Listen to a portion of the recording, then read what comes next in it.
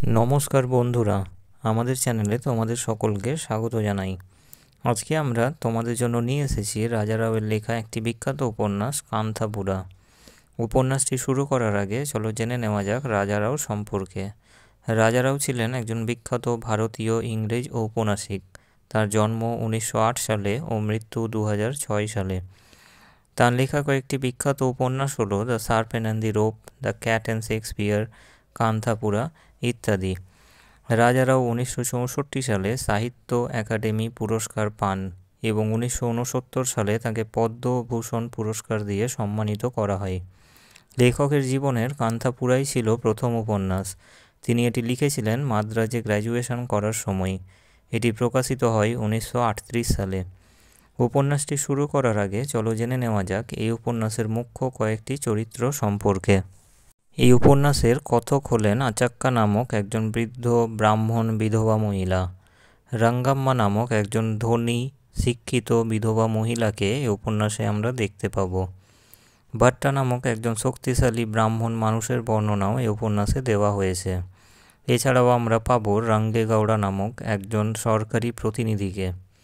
এই উপন্যাসের প্রধান চরিত্র হলো মূর্তি।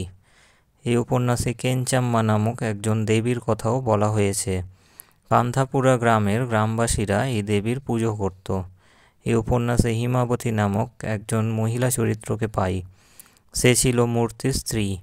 এছাড়াও পাবো আমরা জয়রামচর নামক একজন হরিকথা পাঠককে। বাসুদেব, রত্না, রাচি, শঙ্কর এবং আরও কিছু চরিত্র এই উপন্যাসে বর্ণিত হয়েছে। তাহলে আর দেরি না করে চলো শুরু করা যাক কান্থাপুরা উপন্যাসটির কাহিনী। কান্থাপুরা হলো দক্ষিণ ভারতের পশ্চিমঘাট পর্বতমালায় অবস্থিত একটি ছোট গ্রাম। এই গ্রামে বহু জাতির মানুষের বসবাস ছিল। 1930 সালের দিকে এই গ্রামে ইংরেজ বিরোধী একটি অভিযান হয়। এই উপন্যাসের কাহিনীটি এই অভিযানকে ঘিরেই কেন্দ্রীভূত হয়। একটি জাগরণ বা সংগ্রাম হয়েছিল কান্থাপুরা গ্রামে। এই উপন্যাসে তার কাহিনীটি বা গল্পকথাটি রয়েছে। এই নোভেলটি ইংরেজদের বিরুদ্ধে সংগ্রামের বীজ বপনের কাহিনী। ইংরেজদের হাত থেকে মুক্তির প্রয়াস সারা ভারত জুড়ে হয়েছিল।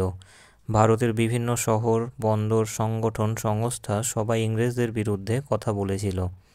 আর এই কান্থাপুরা গ্রাম থেকেও ইংরেজদের বিরুদ্ধে একটি জাগরণ হয়। অর্থাৎ বলা হয় যে হাজার হাজার গ্রামবাসী বা এই ধরনের ছোট ছোট গ্রাম গর্জে উঠেছিল ইংরেজদের বিরুদ্ধে। কান্থাপুরা নোভেলটির যে কাহিনীটি বৃহৎ যে স্বাধীনতা আন্দোলন শুরু হয়েছিল সেই বৃহৎ আন্দোলনের শাখা প্রশাখামূলক একটি কাহিনী। সাধারণ ভারতবাসীর মনে কিভাবে স্বাধীনতা সংগ্রাম প্রভাব ফেলেছিল তার কাহিনী বর্ণিত রয়েছে এই উপন্যাসে। ভারতীয়দের মনে যে স্বাধীনতার একটি স্পৃহা বা জাগরণ তৈরি হয়েছিল তারই প্রতিছবি পাবো আমরা এই উপন্যাসটিতে। এই কান্থাপুরা উপন্যাসের গল্পটি শোনাচ্ছেন এক ব্রাহ্মণ বৃদ্ধা নারী, যার নাম হলো আচাক্কা। আচাক্কাই হলেন এই উপন্যাসের ন্যারেটর। তিনি বলছেন যে এই গ্রামে একজন দেবী রয়েছেন যার নাম কেঞ্চাম্মা। গ্রামবাসীদের বিশ্বাস যে এই দেবী তাদের গ্রামকে এবং তাদেরকে রক্ষা করেন। এই গ্রামের এক যুবক ছেলে যার নাম মূর্তি। মূর্তি শহরে গিয়েছিল পড়াশোনা করতে, কিন্তু শহর থেকে ফিরে পড়াশোনা ছেড়ে দিয়ে গান্ধীজিকে অনুসরণ করতে আরম্ভ করে। গান্ধীজির দেশভক্তির আদর্শে সে অনুপ্রাণিত হয়ে যায় এবং তার প্রধান উদ্দেশ্য হয়ে দাঁড়ায় যে ভারতকে স্বাধীন করতে হবে, ইংরেজদেরকে ভারত থেকে তাড়াতে হবে বা ভারত মাকে বাঁচাতে হবে, এটাই হলো মূল কথা। একদিন এই মূর্তি তার বাড়ির পেছনে একটি শিবলিঙ্গ কুড়িয়ে পায়। তখন সেই শিবলিঙ্গটিকে নিয়ে গ্রামের মাঝখানে প্রতিষ্ঠা করে। এই মূর্তি ঠিক করলো যে শিবলিঙ্গটিকে গ্রামের মাঝখানে প্রতিষ্ঠা করে একটি মন্দির গড়ে তোলা হবে। কিন্তু মূর্তির মাথায় অন্য একটি বুদ্ধি এসেছে। সে ঠিক করলো যে এই মন্দিরটি স্থাপন করার দিনে, অর্থাৎ প্রথম দিনেই যেদিন এই শিবলিঙ্গটির প্রতিস্থাপন করা হবে, সেদিন হরিনাম সংকীর্তনের আয়োজন করা হবে। এরকম একটি ভাবনা চলছে মূর্তির মস্তিষ্কে। এই হরিনাম সংকীর্তন করবেন স্বনামধন্য জয়রামচর নামক এক ব্যক্তি। তাকে অনেক দূর থেকে নিয়ে আসা হবে। যুবক মূর্তির সঙ্গী সাথীরা সবাই গ্রামের বাড়ি বাড়ি যেতে শুরু করলো ডোনেশন বা চাঁদা সংগ্রহ করার জন্য। এই হরিনাম সংকীর্তন হবে, শিবলিঙ্গ প্রতিষ্ঠা করা হবে ওখানে, অর্থাৎ গ্রামের মাঝখানে। কিন্তু যুবক মূর্তির ইচ্ছা ছিল ধর্মীয় অনুষ্ঠানের মধ্য দিয়ে দেশভক্তি বা দেশপ্রেম, একতা জাগরণ অর্থাৎ ইংরেজ হটাও, এই নিয়েও সে গ্রামবাসীদেরকে সচেতন করবে। তারা কৌশলে প্রচার করবে, অর্থাৎ কিনা হরিকথার মধ্য দিয়ে ভারত কথা, হরিকথার মধ্য দিয়ে ভারত মাতার কথা, হরিকথার মধ্য দিয়ে গান্ধী কথা এবং হরিকথার মধ্য দিয়ে ভারত মাতার ব্যথার কথা প্রচার করবে তারা। গান্ধীজির মতো চরকা কেটে খাদি বস্ত্র তৈরি, খাদি বস্ত্র ব্যবহার, এই সমস্ত বিষয়ে গ্রামবাসীদেরকে আগ্রহী করে তুলবে তারা। এই সমস্ত কাজ ইনডাইরেক্টলি করতে শুরু করে দিল মূর্তি এবং তার বন্ধুরা। কিন্তু সমস্যা দেখা দিল। এদিকে পুলিশ কর্তা, যার নাম বাড়ে খান, এই বাড়ে খান সমস্ত বিষয়টা ধরে ফেলল যে এখানে কিছু একটা হচ্ছে ইংরেজ বিরোধী। গ্রামবাসীদের সাথে, বিশেষ করে মূর্তির সাথে কিছু একটা ঘটতে চলেছে। আর এই বড় সাহেব ইংরেজ সুলভ আচরণ করত। এই বাড়ে খান ইংরেজদের সাপোর্ট করত ভারতীয় হওয়া সত্ত্বেও। এই বাড়ে খান এবং এক ধনী এস্টেটের মালিক সাহিব, এই দুজন একসঙ্গে মিশে ওই গ্রামবাসীদের ওপর অত্যাচার করতে শুরু করে দিল। তাহলে এবার আমরা দুজন ভিলেন চরিত্রকে পেলাম। একজন হলো বাড়ে খান এবং তার সঙ্গে পাওয়া গেল সাহেব নামক একটি চরিত্রকে। এদিকে ভাট্টা নামের এক ব্রাহ্মণ ব্যক্তি, এই গ্রামের শক্তিশালী লোক, সেও আবার গান্ধী বিরোধী ছিল। ওই বাড়ে খান সাহিবের সঙ্গে ভাট্টা নামর ব্রাহ্মণ ব্যক্তিটিও মিশে গেল। এদিকে যুবক মূর্তি সাধারণ গ্রামবাসীদের নিয়ে একটি গান্ধীবাদী সংগঠন শুরু করেছিল। একটু একটু করে এগোতে লাগলো, একটু গান্ধী গান্ধী কথা বলতে লাগলো। গান্ধীবাদী কথা বলছে, অর্থাৎ ইংরেজ তাড়াও, ইংরেজ হটাও। অপরদিকে এই ভাট্টা ব্রাহ্মণ অন্য ব্রাহ্মণদের উৎসাহিত করতে আরম্ভ করলো। তাদের সঙ্গে আলাদা করে বসে মন্দিরে ব্রাহ্মণ পুরোহিত রাঙ্গাপ্পাকে সঙ্গে নিল। আবার এই ভাট্টাকে সমর্থন করলেন এই পুরোহিত। অর্থাৎ একটা উঁচু জাতি, উচ্চ শ্রেণী ব্রাহ্মণদের নিয়ে আলাদা একটি সংগঠন করে তারা বসলো। এখানে দেখা যাচ্ছে নিচু জাতি বা শ্রেণীর তথা চাষি, কামার, কুমোর নিয়ে মূর্তি একটি সংগঠন গড়ে তুলেছে। ঠিক তার বিরোধিতা করে ভাট্টা ও রাঙ্গাপ্পা ব্রাহ্মণদের নিয়ে অন্য একটি উঁচু জাতি বা শ্রেণী তথা ব্রাহ্মণ জাতিদের নিয়ে আলাদা একটি সামাজিক সংগঠন গড়ে তুলেছে। এখানে দেখতে পেলাম আমরা যে যুবক মূর্তির সংগঠনের সঙ্গে ভাট্টা ও রাঙ্গাপ্পার ব্রাহ্মণদের নিয়ে গড়ে তোলা সংগঠনের দ্বন্দ্ব বা ক্ল্যাশ। তাহলে একদিকে হয়ে গেল বাড়ে খান সাহিব, ব্রাহ্মণ ভাট্টা আর মন্দিরের পুরোহিত রাঙ্গাপ্পা, তাদের সঙ্গে মিশে একটি জোট। মূর্তির মা নরসাম্মা ও স্ত্রী হিমাবতী সহ মূর্তিকে গ্রাম থেকে তাড়িয়ে দেওয়া হলো। তাদেরকে গ্রাম থেকে বের করে দিলেন মহীশূর থেকে আসা এক স্বামীজি। ব্রাহ্মণ সমাজ থেকে আলাদা করে দেওয়া হয়, কারণ তাদের গ্রামে থাকা আর চলবে না। এরা গ্রামটিকে নষ্ট করছে, তারা অন্যায় করছে। যে স্বামীজি এসেছিলেন নামেই তিনি স্বামীজি ছিলেন, অর্থাৎ ভাট্টা সাহিব এরাই এ স্বামীজিকে নিয়ে এসেছিল বা বাড়ে খানরাই নিয়ে এসেছিল। মূর্তির মা নরসাম্মা স্ত্রী হিমাবতী নদীর তীরে আশ্রয় নেয়। প্রচণ্ড হতাশায় ও অপমানে মূর্তির মা নরসাম্মা মারা গেলেন। এদিকে মূর্তির বন্ধু বাসুদেব আবার গান্ধীর আদর্শে অনুপ্রাণিত হয়ে পড়ে।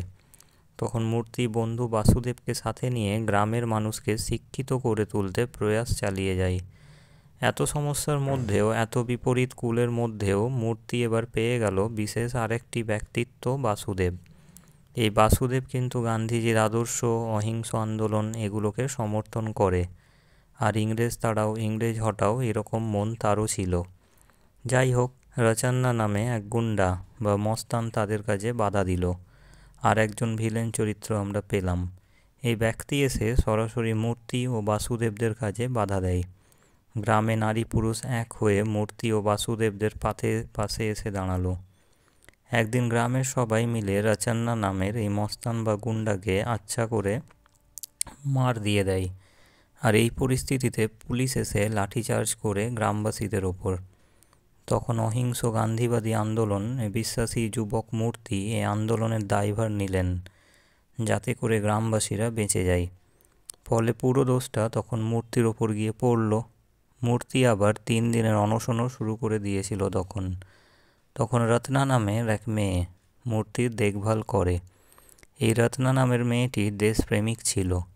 যাই হোক, গ্রামে এক মিনি কংগ্রেস তৈরি হয়ে গেল গান্ধীজির আদর্শে ইংরেজদের বিরুদ্ধে। মূর্তি একদিন কুলিদের সমস্যার কথা, কোনো কুলিদের সমস্যা হয়েছে জানতে পারে। কুলিদের বাড়ি যায়। এই কুলিরা হলো ওই সাহিবদের বাড়িতে কাজ করতো সেই কুলি। এই কুলিরা মূর্তিকে আমন্ত্রণ জানায়। যুবক মূর্তি গিয়ে এই কুলিদের মধ্যে একটি দেশপ্রেম বা নবজাগরণ আনার চেষ্টা করে গোপনে। রাঁচি নামে এক কুলির স্ত্রী মূর্তিকে খেতে দেয় দুধ, ফল ইত্যাদি। ঠিক এমন সময় পুলিশ আসে। পুলিশ এসে যুবক মূর্তিকে গ্রেপ্তার করে। তখন গান্ধীবাদী আদর্শে বিশ্বাসী ও দেশপ্রেমিক বুড়ি রাঙ্গাম্মা সহ গ্রামের বহু লোক পুলিশের বিরোধিতা করা শুরু করলো। পুলিশ কর্তা বড়ে খান একেবারে দ্বিতীয়বার মার খেয়ে গেলেন। এবার ওই রাঙ্গাম্মা সহ গ্রামবাসী সকলে মিলে বড় পুলিশ অফিসার বড়ে খানকে ভালো করে মার দিয়ে দিয়েছে। অর্থাৎ গ্রামবাসীদের মধ্যে একটি জাগরণ চলে এসেছে। এর ফলস্বরূপ মূর্তিসহ গ্রামবাসীদেরকে জেলে বন্দি করে রাখা হলো। বড়ে খানকে পিটানো হলো ঠিকই আছে, কিন্তু পরে আবার পুলিশ এসে গ্রামবাসীদের ধরে নিয়ে যায়। মূর্তিকে ধরে নিয়ে যায় আর জেল বন্দি করে রাখে। এই রাঙ্গাম্মা গান্ধীবাদী বুড়ি মূর্তিকে বাঁচানোর জন্য এক উকিলবাবু শঙ্কর নামে এক অ্যাডভোকেট বা লয়ারকে নিযুক্ত করেন। কিন্তু এই যুবক মূর্তির 3 মাস হাজতবাস বা জেল হয়ে গেল।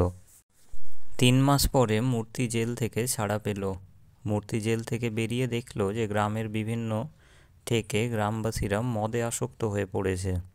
সে ঠিক করলো যে মদের ঠেকগুলোকে ভাঙতে হবে।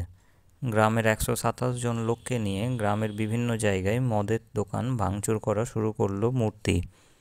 পাশের গ্রাম শান্তাপুরা থেকেও গ্রামবাসীরা এসে আন্দোলনে যোগদান করলো।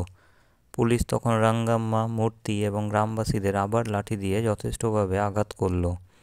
এমনকি ওই রত্না নামের মেয়েটিকেও শারীরিকভাবে নির্যাতন করলো তারা। যাই হোক, গ্রামের মহিলারা এবার আন্দোলনের ঝাঁপি তুলে নেয়, অর্থাৎ আন্দোলন শুরু করে। মহিলার সংখ্যাটা এবার বেশি চলে আসে। এইসব মহিলারা গিয়ে ওই ভট্টা বাবুর বাড়িতে আগুন ধরিয়ে দিল। এদিকে ব্রিটিশ অধিকর্তারা গ্রামের জমি বিক্রি করার প্রয়াস বা চেষ্টা শুরু করে। গ্রামে এসে তারা আবার অত্যাচার শুরু করলো। গ্রামবাসীরা দেখছে যে না, এবার আর ছোট আন্দোলন নয়, বড় আন্দোলন করতে হবে। সমস্ত গ্রামবাসী তেরঙ্গা ঝান্ডা লাগিয়ে আন্দোলন শুরু করে দিল। প্রকাশ্যে তেরঙ্গা ঝান্ডা লাগিয়ে আন্দোলন শুরু করলো তারা। পুলিশের লাঠিচার্জ, গুলিবর্ষণ হলো, এটা স্বাভাবিক। গ্রামবাসীরা গম ক্ষেত, আখের ক্ষেত, নদী নালাতে গিয়ে পালিয়ে গেল। সেখান থেকে আবার অনেকে পুলিশের হাতে ধরাও পড়ল। এদিকে রাঁচি সেই সব গ্রামবাসীদের ঘরে আগুন লাগায় যারা ইংরেজ প্রেমী। অর্থাৎ 2 দিক থেকে শুরু হলো সংগ্রাম। যাই হোক, হঠাৎ করে এই মূর্তির মধ্যে, অর্থাৎ যুবক মূর্তির মধ্যে একটি পরিবর্তন লক্ষ্য করা গেল।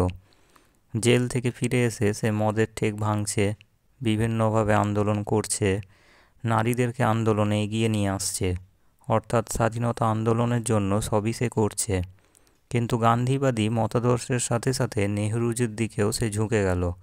অর্থাৎ ভারতকে স্বাধীন করার জন্য নেহরু ও গান্ধীর যে 2 আলাদা আলাদা মতাদর্শ ছিল, সেই দুটোকে একসঙ্গে করে দিল সে। এই দুটো আদর্শকে কম্বিনেশন করে দিল মূর্তি। অর্থাৎ কিছু কিছু অহিংস ও কিছু কিছু সহিংস, বিষয়টা এরকমই। এটাই ছিল এই নোভেলের আলোচ্য বিষয়। তাহলে আজকের ভিডিওয় আমরা আলোচনা করলাম রাজা রাওয়ের লেখা একটি বিখ্যাত উপন্যাস কান্তাপুরা। যদি ভিডিওটি তোমাদের ভালো লেগে থাকে তাহলে ভিডিওটিকে লাইক, শেয়ার ও চ্যানেলটিকে সাবস্ক্রাইব করতে ভুলবে না। জুড়ে থাকো এভাবেই আমাদের চ্যানেলের সাথে ইংরেজি সাহিত্যের বিভিন্ন বিখ্যাত ও গুরুত্বপূর্ণ বিষয়ের ওপর বাংলায় আলোচনার ভিডিও পেতে। ধন্যবাদ।